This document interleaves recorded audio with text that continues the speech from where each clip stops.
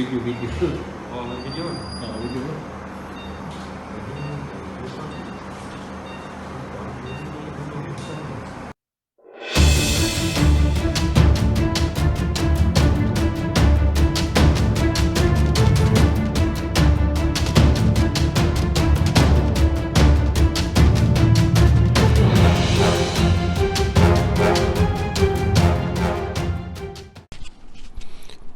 Bismillahirrahmanirrahim. Assalamualaikum warahmatullahi wabarakatuh.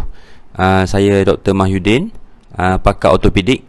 Hari ini saya nak share mengenai apakah itu artroskopi. Ya, apakah itu artroskopi? Ini soalan yang begitu lazim ditanyakan kepada saya kerana banyak pembedahan pada waktu sekarang ni sudah boleh guna kaedah pembedahan yang disebut sebagai minimally invasive surgery, MIS.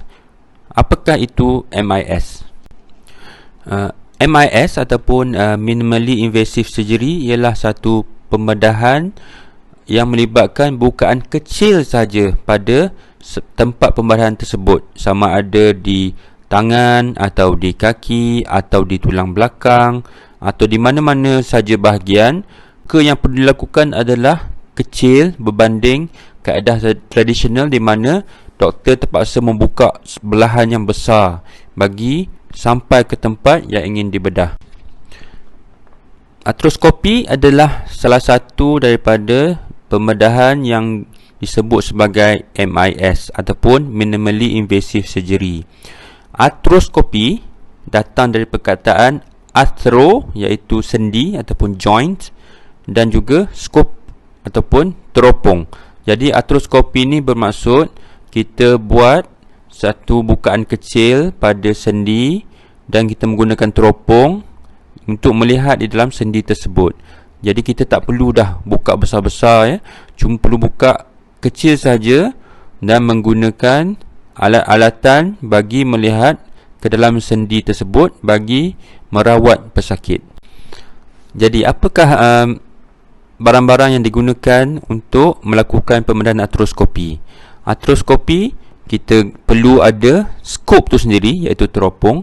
Kena ada lampu ataupun kita panggil light source, ya, punca cahaya dia. Kita ada air ataupun water untuk irrigation yang digunakan untuk masuk ke dalam sendi untuk memastikan sendi itu kembang, ya, supaya kita boleh guna dan lihat di dalamnya. Dan kita juga ada peralatan-peralatan lain yang digunakan bagi melakukan rawatan tersebut, ya. Dan bagaimana kita nak lihat dalam sendi tersebut? Jadi kita kena ada monitor untuk lihat masalah yang dipancarkan daripada teropong tersebut.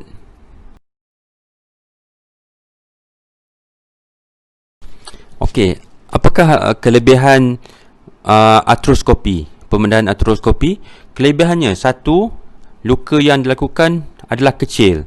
Biasanya sekiranya untuk sendi lutut contohnya, kita cuma perlu buat 2 atau 3 luka sebesar 1 cm sahaja untuk melakukan pembedahan ini.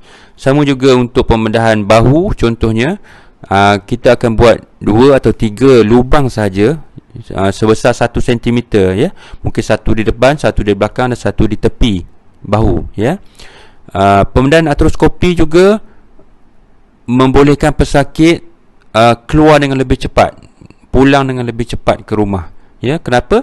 Kerana luka kecil, ya. Luka kecil, dengan luka yang kecil ini pesakit akan mengalami sakit yang minima dan ini membolehkan pesakit kembali bangun dan berjalan keesokan harinya, bergantung kepada jenis pembedahan tersebut.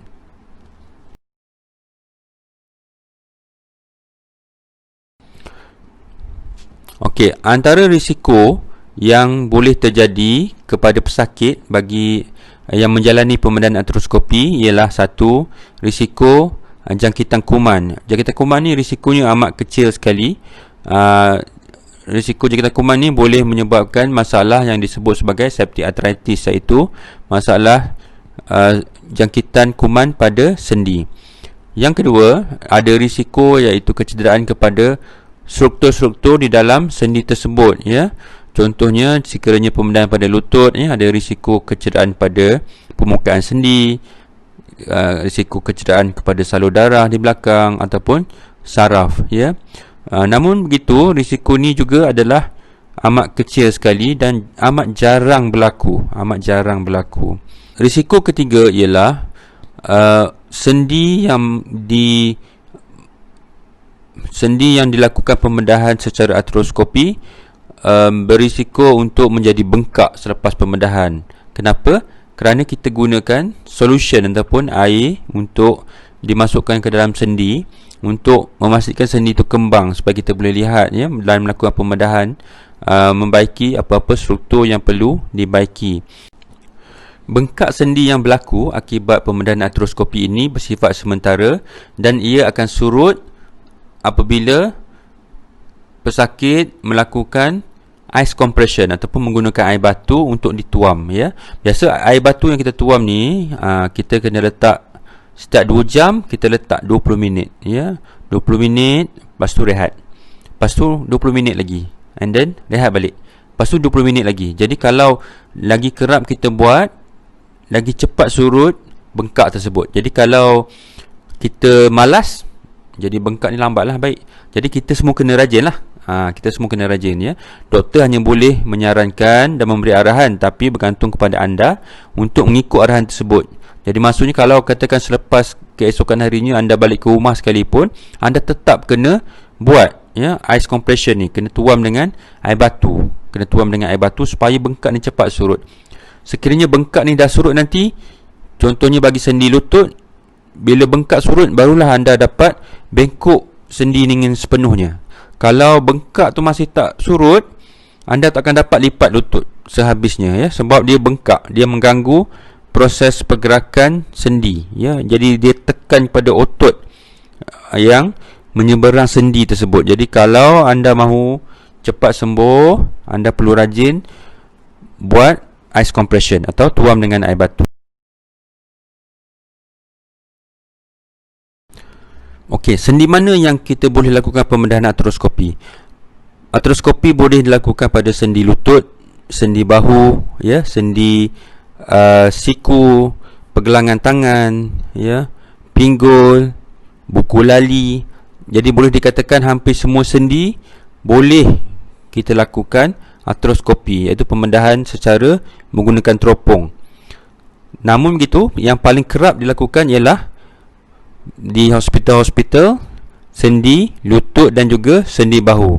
Ini yang paling kerap dilakukan. Antara pembedahan yang paling kerap dilakukan di Malaysia ialah contohnya pembedahan artroskopi bagi ACL reconstruction ataupun membetulkan balik ligamen lutut ACL yang putus, ataupun membetulkan pelapik lutut, ya, meniscus tear, ya, pelapik lutut pun boleh dilakukan secara artroskopi. Bagi pembedahan bahu contohnya, banyak pembedahan yang dilakukan secara artroskopi, iaitu membaiki otot rotator cuff, iaitu otot yang menggerakkan sendi bahu. Ada masanya otot ni koyak. Jadi kita guna kaedah artroskopi untuk menjahit balik luka otot yang koyak tersebut. Jadi tidak perlulah kita buka besar, memandai dengan menggunakan kaedah artroskopi sahaja. Contoh pembedahan lain dilakukan untuk sendi bahu ialah apabila dalam kes-kes di mana sendi bahu terkeluar, ya, sendi bahu terkeluar, shoulder dislocation, ya. Bila ada sendi terkeluar ni, biasanya akan berlaku kekoyakan kepada struktur yang berhampiran bahu, ya, labrum kita panggil.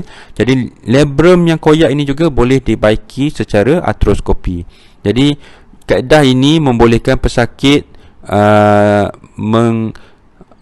mengalami kesakitan yang lebih kurang, ya, luka yang kecil, dan membolehkan pesakit pulang dengan lebih cepat, ya, and a faster recovery, ya, lebih cepat sembuh. Jadi ini adalah satu kaedah yang amat berguna. Sekiranya anda mempunyai sebarang masalah berkaitan dengan sendi, anda boleh ke hospital yang berdekatan dan minta dirujuk ke Jabatan Ortopedik untuk dirawat, ya. Ada pembedahan yang memerlukan dilakukan secara bukaan yang besar, iaitu conventional method, ya, open. Ada juga yang boleh dilakukan secara artroskopi, iaitu menggunakan teropong sahaja. Jadi sekiranya anda ada masalah, saya minta anda ke hospital berdekatan untuk berjumpa pakar.